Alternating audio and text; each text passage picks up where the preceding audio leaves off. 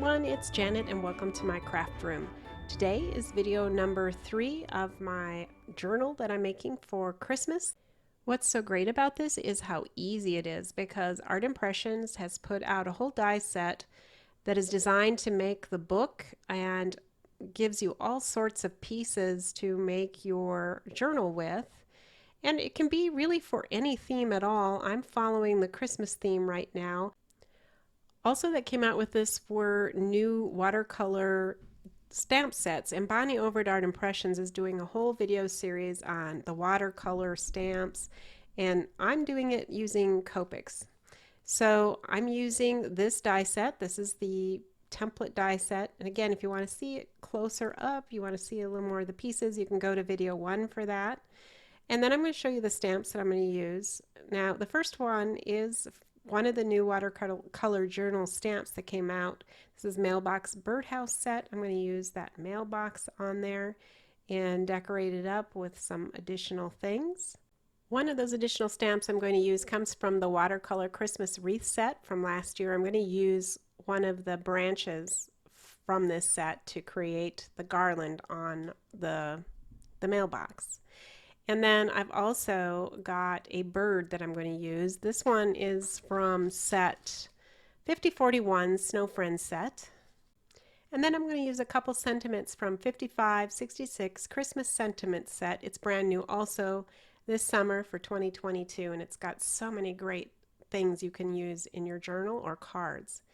The paper I'm using is two-sided paper from Graphic 45. It's called Christmas Magic. Of course, you should look through your stash and pick something that you love. And I recommend two-sided paper just because each page is then kind of staged and ready to go for your decorating. So far, I'm following Bonnie's basic designs. I'm just switching it up for my supplies and also with the stamps that I have, which are not the same in all cases that she is using. So I'm going to put a pocket over here on the, I guess it would be the third page. And I'm using the die that comes with the set. It's this pretty kind of lace doily type edge or border. The piece I had cut was 3 3/8 by 3 3/8 square, and then I just put that border across from corner to corner so that it would fit nicely in this book. I didn't really plan how much I was going to fold the edges so that it could stick in the book and form a pocket, so I just really decided to take it a little at a time. So I'm doing 1/8 edges with my scoreboard, and that will be on all 3 sides except for where we have the edging that goes diagonally. So 1/8 on the very edge of that, like I'm showing right there, and then 1/8 at the bottom and 1/8 on the side. And then I'll fold these over and just see how that fits in the book. And you'll see that the first pass at it, 1/8 inch on each side, was not quite enough, and you'll see me do it again, extending or deepening that fold line so that it would fit nicely in there. Right now, and I'm sorry I'm a little off camera, but I'm a little bit too big, so I've got to do some more scoring to get it a little deeper on the side. So you'll see me do that. I'm going to do it now 1/4 of an inch instead of 1/8 of an inch. And honestly, this is the way I work a lot of times. I'm not really that huge into measuring. I kind of wing it and then deal with it until I get it adjusted to the way I want something. So that's just me. But I can tell you at least that it was a 3 1/8 by 3 1/8 size piece, and that is perfect for you to put the border, any of the borders down diagonally, and it will go from full side to side and create that nice corner look. So when I started fold over, I had of course the corner to deal with, so I trimmed out some of that cardstock so I could turn it nicely. And that really got me where I needed to be, so I'm going to apply some glue next. But here I did notice I had just a little bit of extra cardstock sticking out in that corner when it was folded, so I trimmed that down a little more. And then I could actually put a little dab of glue there in the corner and fold the other side down so that it would glue and form a nice little corner. And then I can glue the rest of it. I still hadn't gotten all the overhangs, so I did need to trim it one more time to get that perfect. But this wasn't too bad, and my end result is I have a perfect piece for this page to form a pocket in. So hopefully this helps you as you're doing your journal. If you want to make a corner anywhere in it, this is the basic procedure. And I would say that the 3 3/8 size square is pretty good. And I will probably keep with that measurement as I make more tags. I like that it's not quite as high on the left side, so whatever you put in it can be seen a little bit more, but it's still high enough to keep it in. All right, so now I've got this larger tag die that comes in the journal set, and that's the end result. Isn't it cute? Again, I love this paper too. It's so much fun. So now I'm going to stamp a sentiment from the sentiment set. It says, "Christmas blessings to you and yours." I just think that's a sweet sentiment. The little piece of cardstock I am stamping on is sized 1 1/8 inches wide by 1 7/8 inch long. And this fits this sentiment perfectly, and it also fits on the tag really nicely. You'll notice that I'm using red ink here, and I normally don't like to use colored ink for stamping sentiments, and it's because it just seems funny to me. Generally, you don't see colored print on cards. If you think about it, it's usually black, except for holiday cards and maybe Valentine's Day cards. My theory on this is that we're kind of programmed. We're sort of used to seeing red and green text on holiday cards and other printed materials, so it feels good to us because we've seen it so much. But when you use red on other kinds of themes, it often seems strange or it doesn't feel right because we're used to seeing black for that. So anyway, that's my little theory about it. I'd be curious if you ever like to use colored inks in your stamping. I've just found that I really just don't like it. Sounds like a good idea, and then I do it and it's like, I don't really think that looks so good. But in this case, the red is great, and also green, which I do use for sentiments as well. So now I've gotten the tag basically done, but I wanted to add a little bit of jute cording here for it, just to dress it up a little bit. I love the jute. It's so good for almost any season or use, but in the holidays I really like the jute because it reminds me of the old days when you would see packages come in the mail and it would have the cording around it in the, usually a jute type cord.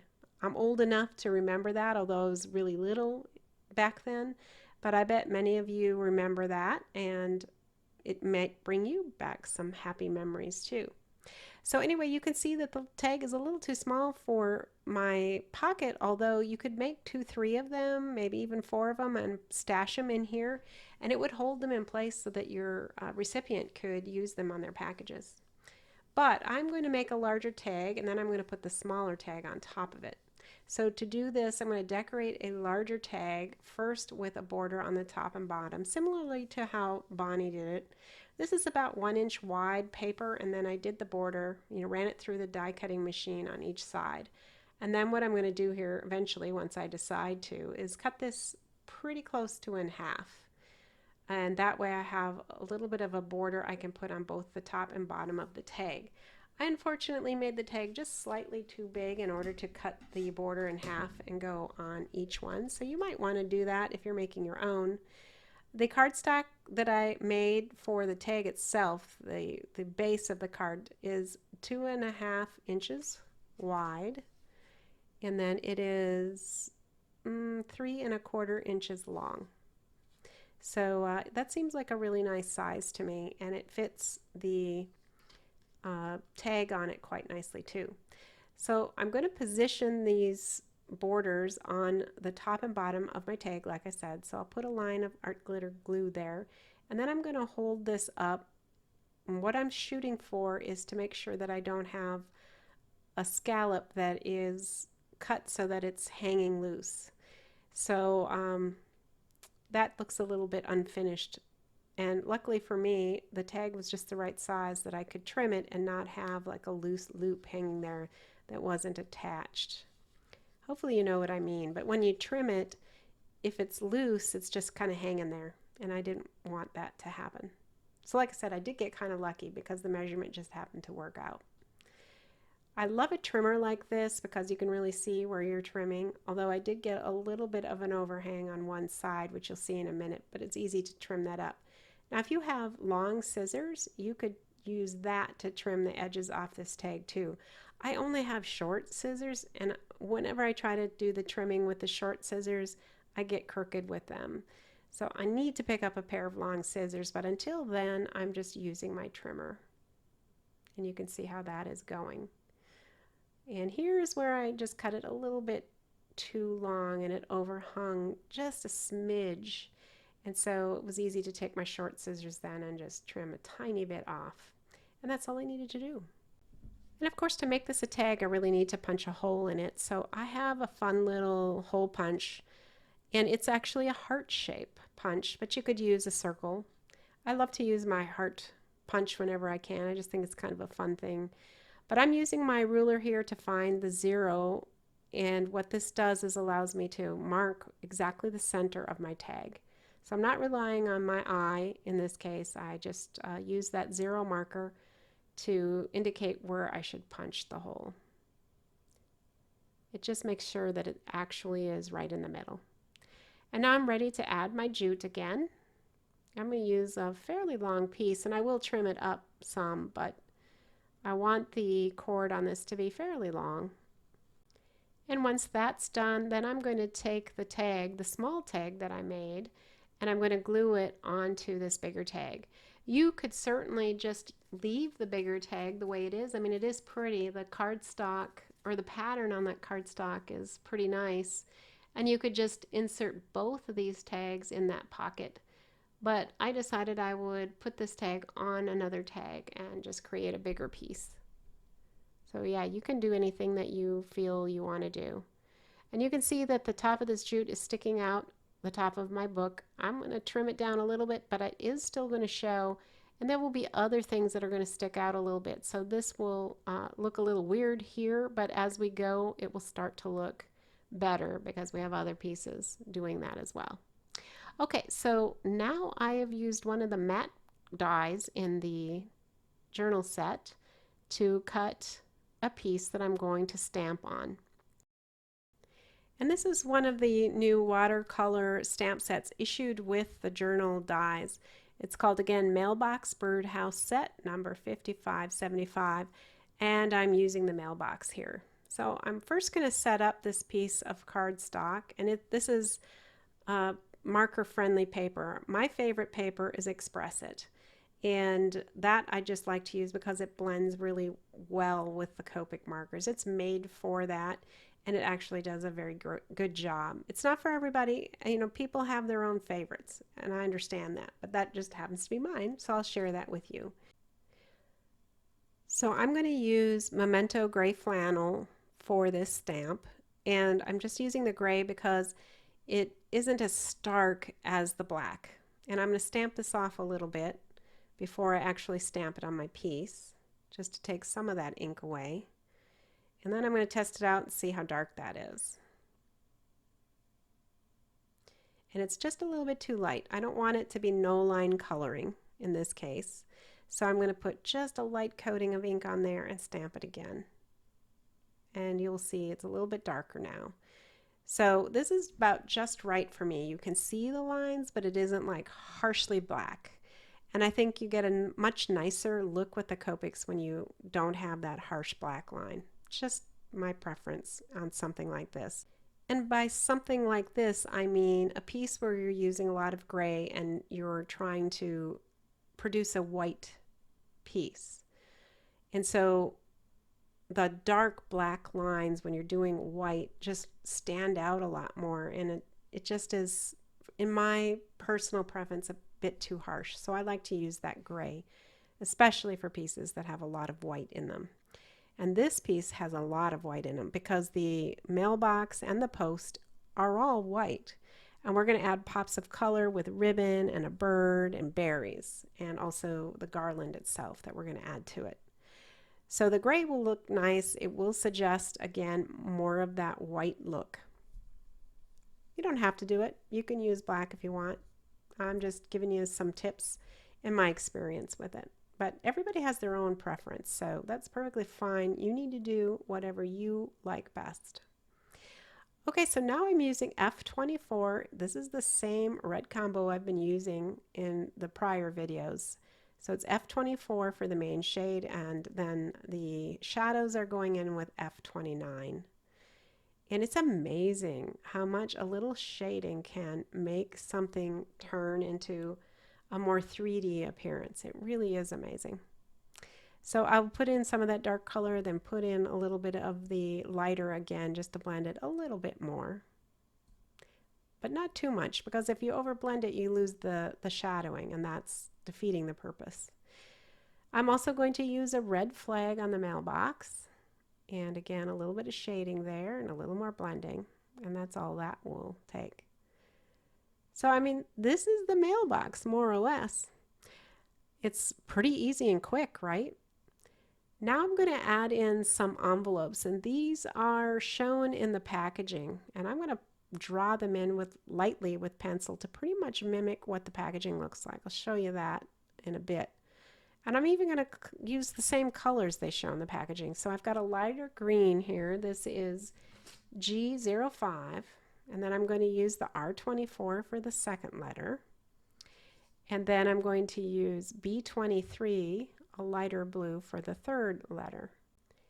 Now this doesn't look like much yet, but give it a little time. We're going to add a few details here, and it's just going to change these letters from being kind of weirdly hanging out to looking really nice.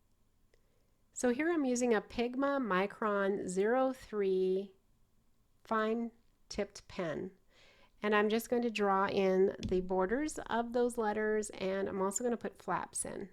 And I'm just using the packaging for a guide right there. That helps me figure out where I should put things. I don't have to guess. An artist has already done that for me, so I can just kind of mimic it. And here's where the magic comes in. We're going to add a little bit of shading. So the darker green is G28. And I'm putting that underneath the flap and along the edges of the letter. And then I'm doing a similar thing for R29, except this is the front of the letter. So I'm going to be squiggling in a little bit of like return address into that. And then the blue is the B26, the darker blue. So it really looks a lot better now, doesn't it? Okay, so now I'm going to start working on the garland. I'm going to use a branch piece for that, a branch stamp. And I first was going to use that one, decided nope, it's a little bit too wide. I'm going to go with a more tight branch like this. And I like how that looks, so I'm going to proceed. Now I've not done this before, guys, so this is complete experimentation. I am just giving it a shot, but I actually like how it turns out. So the story has a happy ending. All right, so first I'm going to use archival ink in fern green, and I'm going to stamp in here at a zigzag way to kind of create the idea of a garland going round. And it starts out looking a little rough, I'm not going to lie. But as with all things, it seems like if you add a little more to it in both color and also, in this case, add a little more width and a little more substance, it starts to look better and better. I'm moving now to the other color green I'm using, which is Hero Arts Forest. And this, I'm going to just stamp the top part of the branch and avoid the stem of the branch so that I can really just get more of a thicker, lush garland appearance. So it's actually pretty easy to do. I was impressed. It wasn't that hard, and it looks pretty good. But it's going to look even better because we're going to decorate it with snow and some glitter, and it's going to look really festive. So I got that far and then decided I need to do some more now.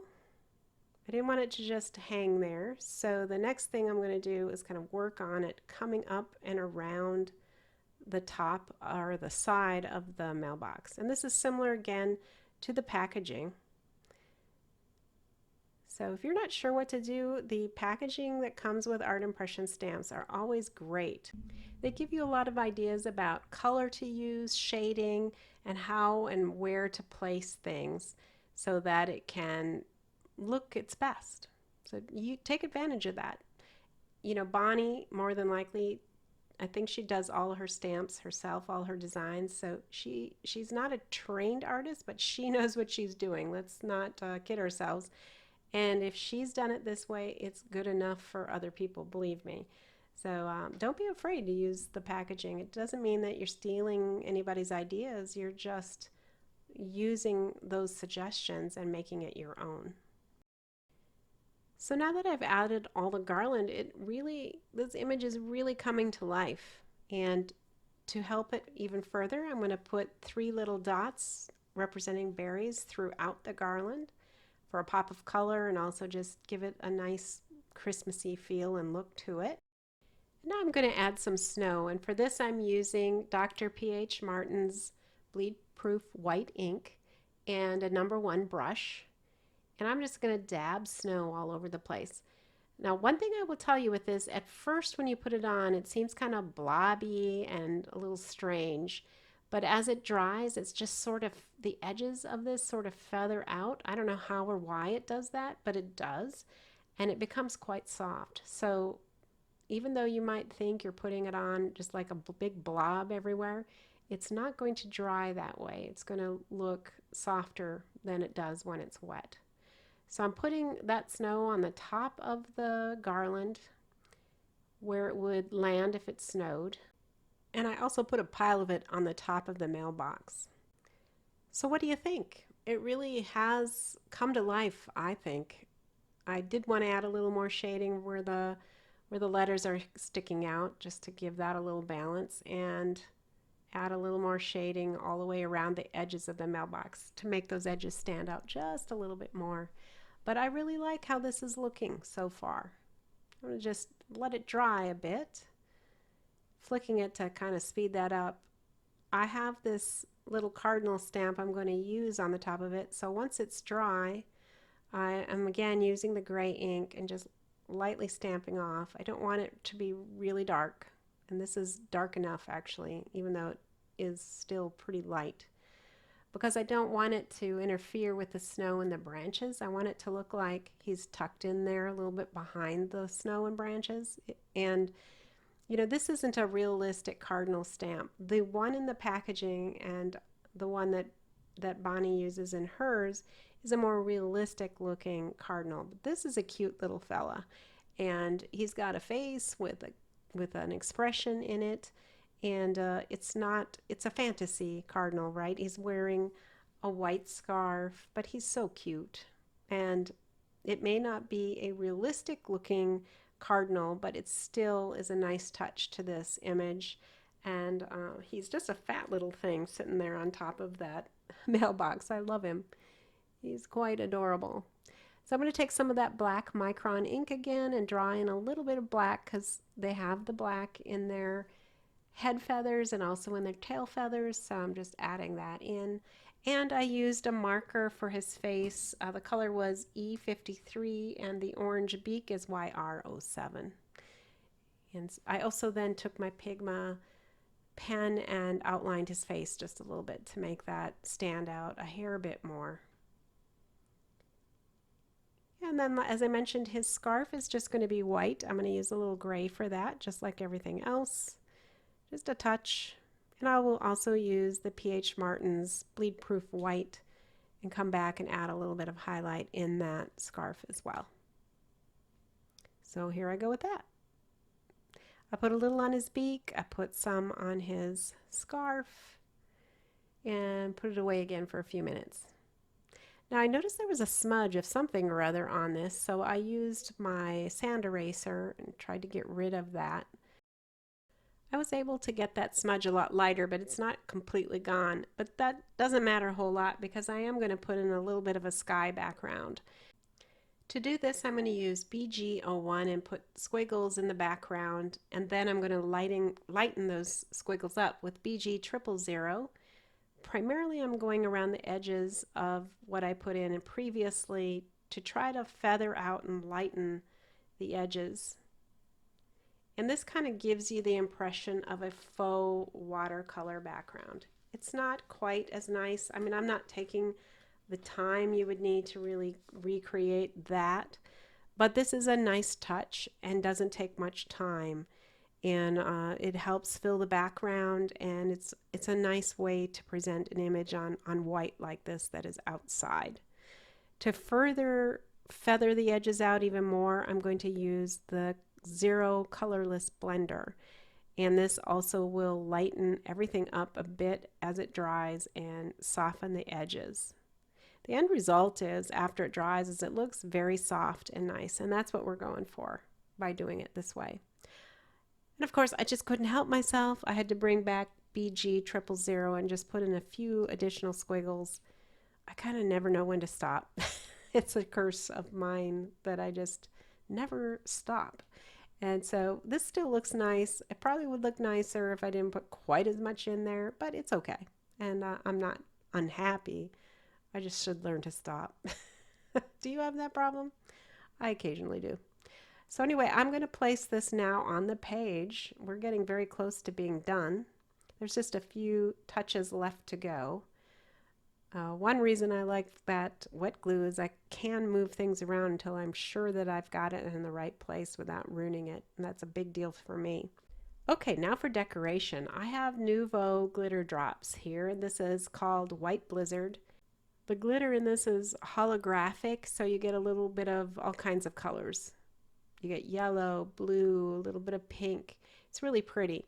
And I'm applying that all over the top of that snow just to give it some pretty glitter appearance. And you can see it here, although it's not dried quite yet. All right, so now I'm going to create the sentiment I'm going to use. And again, this is from that new sentiment set. And I'm choosing Season's Greetings. I think that's a nice message with the mailbox because it's a greeting, right? And it is for the season, so it just fits for me.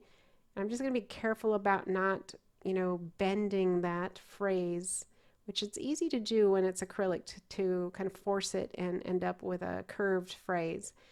Once again, I'm going to use a colored ink. This time it's the Archival ink Fern Green that I'm using.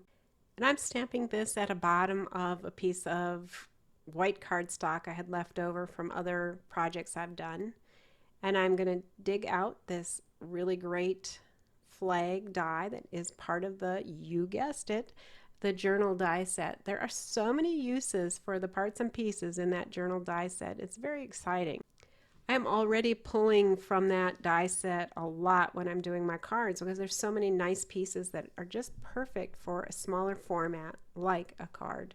And of course it's perfect for the journals. It's been sized to be exactly right.